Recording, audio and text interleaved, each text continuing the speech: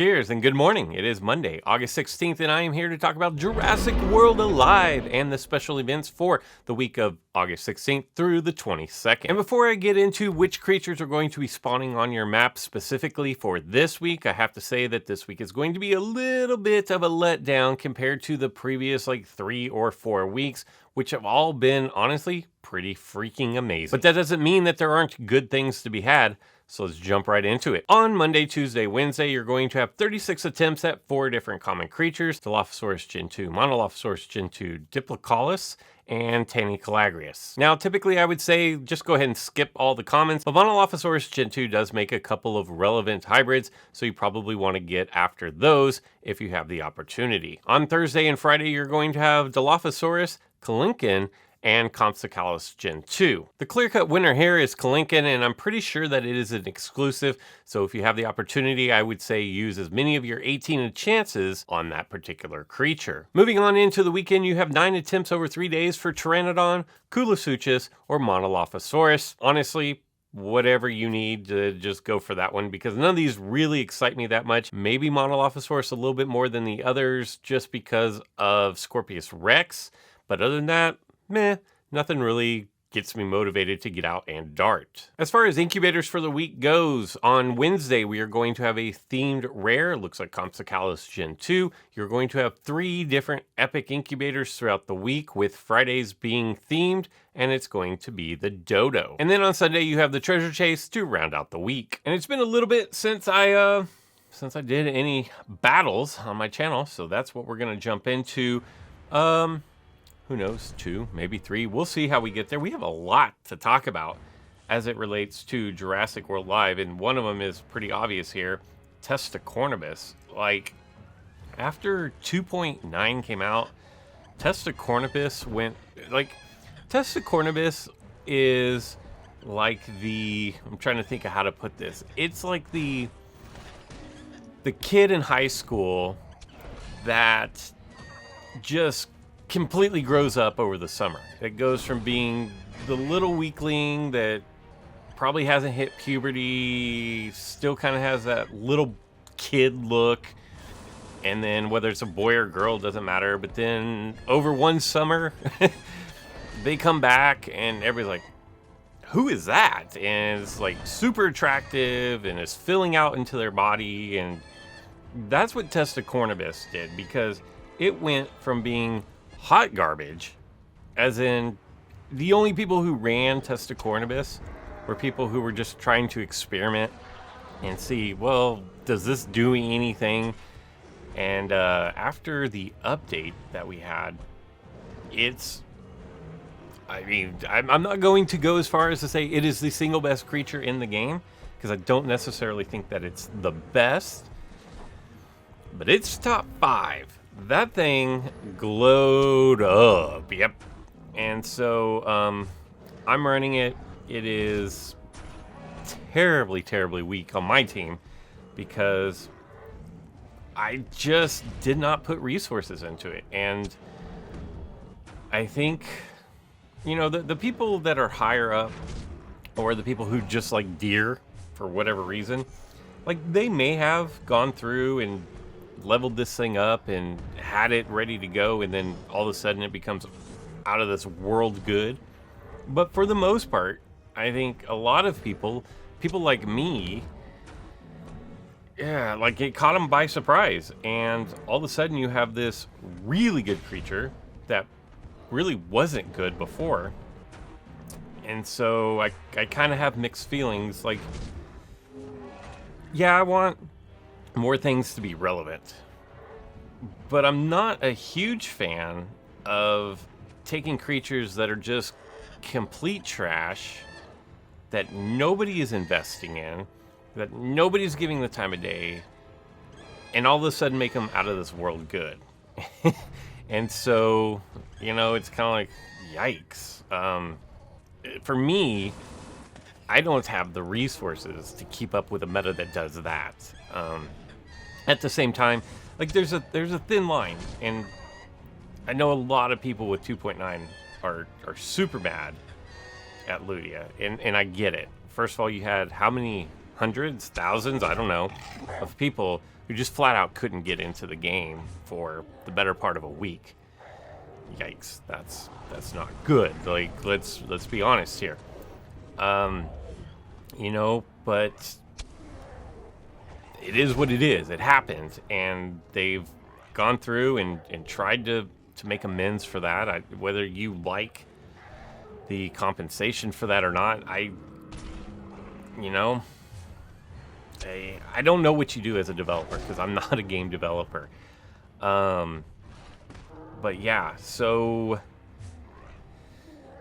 some things became really good, some other things not so much. But I would say on balance, people just aren't super happy with 2.9, and I get it. You know, the fine line that you end up running is between controlling power creep, which is a real problem that games have, where you introduce new content, and the only new content that you introduce is to just introduce something that's better. And player bases, fan bases, don't like power creep. And I get that, because you've invested in, we'll say, Trichosaurus, and all of a sudden Trichosaurus is no good anymore because something else comes along that's just flat out better. So I get it. On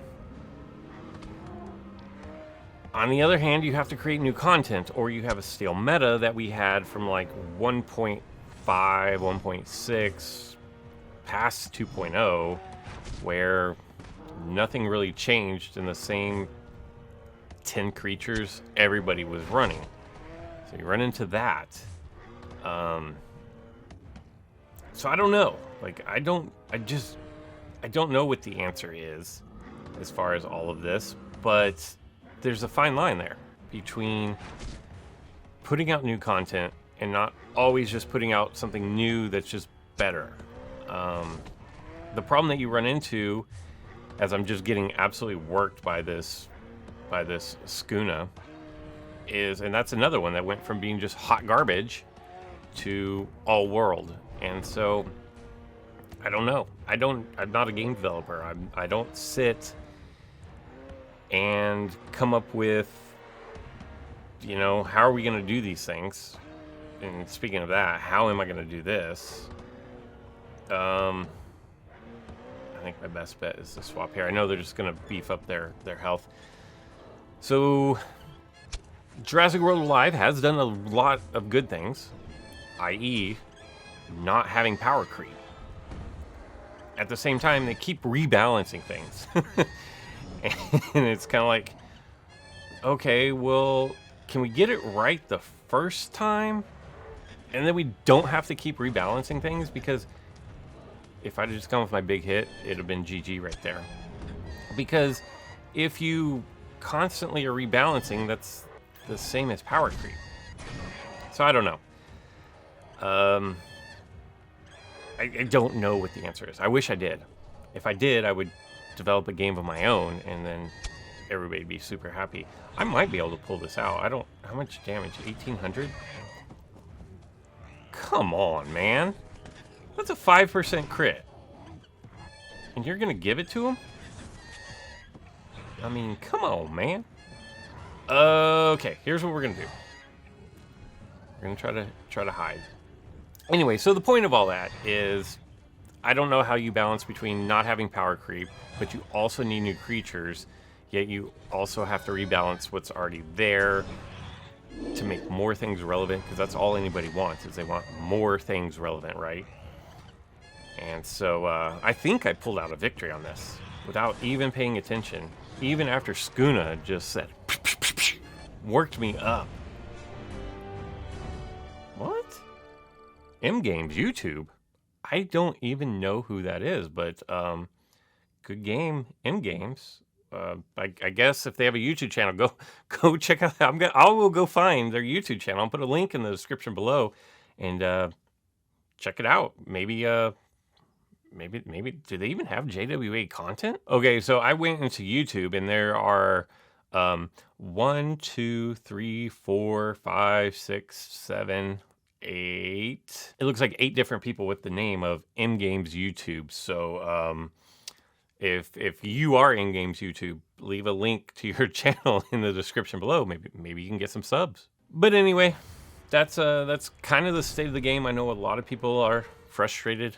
A lot of people have kind of lost the motivation for the game. A lot of people that I talk to anyways, that may not be the majority of the people playing the game. Just kind of really takes the wind out of your sails.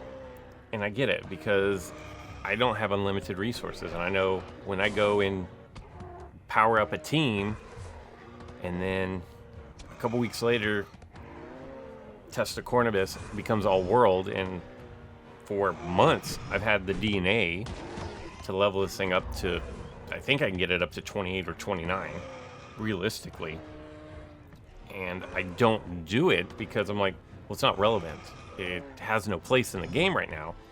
Like, I can't level up everything that may or may not one day be good again.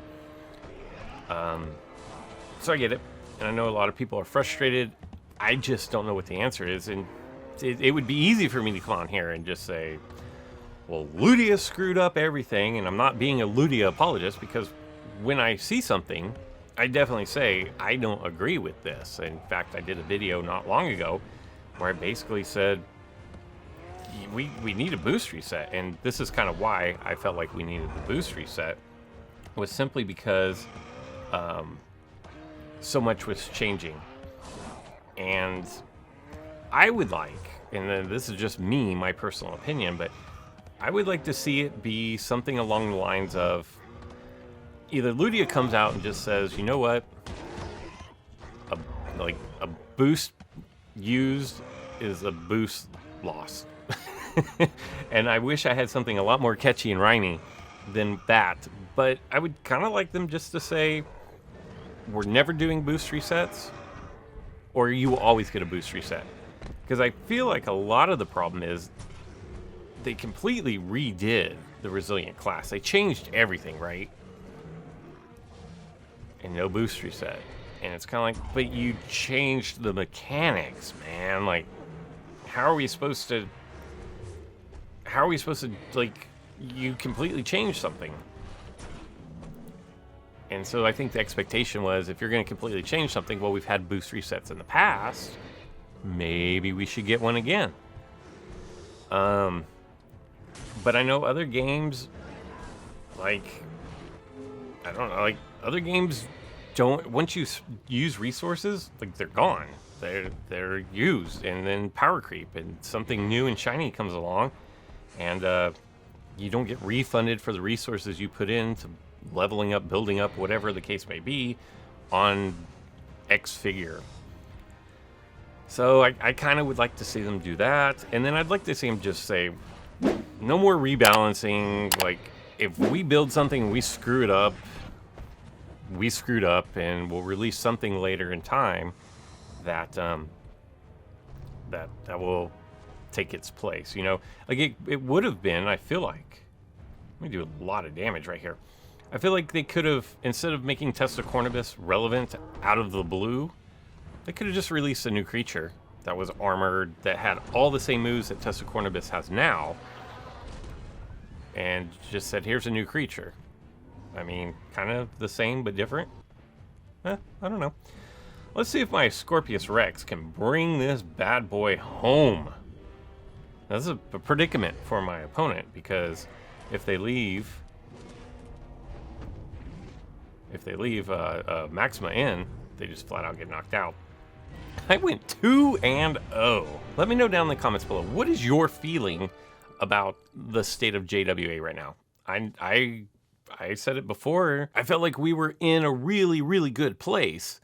And then 2.9 came out, and it was kind of like just gummed up the works. Not because of the update, but it just felt out of place. But that's just my opinion. And if you want more JWA coverage, here's a video that you might be interested in.